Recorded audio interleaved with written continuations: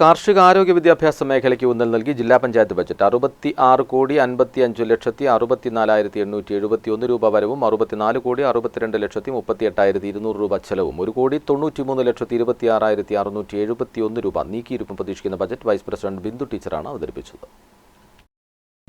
വയനാടിനെ വയൽനാടാക്കി മാറ്റാൻ ഗ്രാമ ബ്ലോക്ക് പഞ്ചായത്തുകളുടെ സഹായത്തോടെ നെന്മണി പദ്ധതി നടപ്പിലാക്കും. ഇതിന് 3 കോടി രൂപയാണ് വകയിരുത്തിയിരിക്കുന്നത്. കടക്കണിയിലകപ്പെട്ട നിയമക്കുരുക്കിൽപ്പെടുന്ന കർഷകരെ സഹായിക്കാൻ കർഷകമിത്ര പദ്ധതി നടപ്പിലാക്കും. വയനാട്ടിലെ കാർഷികോൽപ്പന്നങ്ങൾ സംസ്കരിച്ച് ബ്രാൻഡ് ചെയ്ത് വിപണിയിലെത്തിക്കുന്നതിന് കാർഷിക സംസ്കരണ വ്യവസായ സംരംഭങ്ങൾ ആരംഭിക്കും. ഈ വർഷം വയനാടൻ സുഗന്ധ വ്യഞ്ജനങ്ങൾ ബ്രാൻഡ് ചെയ്യും. ഇതിനായി 30 ലക്ഷം രൂപയും വകയിരുത്തിയിട്ടുണ്ട്.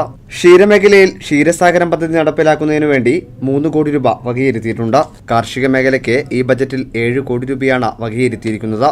വന്യജീവി ആക്രമണം പ്രതിരോധിക്കാൻ വേണ്ടി നാടും കാടും തമ്മിൽ വേർതിരിക്കുക എന്ന ലക്ഷ്യത്തോടെ മാങ്കുളം മോഡൽ ഫെൻസിംഗ് ജില്ലയിൽ വനാതിർത്തികളിൽ സമ്പൂർണ്ണമായി സ്ഥാപിക്കും. ഇതിനാവശ്യമായ DPR തയ്യാറാക്കുന്നതിന് 10 ലക്ഷം രൂപയും വകയിരുത്തിയിട്ടുണ്ട്.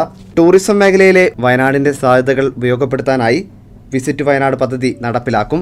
ജില്ലയിലെ വിദ്യാലയങ്ങളെ മികവിന്റെ കേന്ദ്രങ്ങളാക്കി മാറ്റാൻ 7 കോടി രൂപയും ബജറ്റിൽ വകയിരുത്തിയിട്ടുണ്ട്.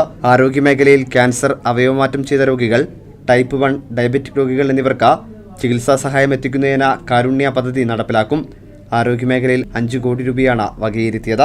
വയനാടിന്റെ വികസന സ്വപ്നങ്ങൾ യാഥാർത്ഥ്യമാക്കാൻ 66,55,64,871 രൂപ പ്രതീക്ഷിത വരവും 64,62,38,200 രൂപ ചെലവും 1,93,26,671 രൂപ നീക്കിയിരിപ്പും പ്രതീക്ഷിക്കുന്ന ബജറ്റ് വൈസ് പ്രസിഡന്റ് ബിന്ദു ടീച്ചറാണ് അവതരിപ്പിച്ചത്. News bureau, Kalpetta.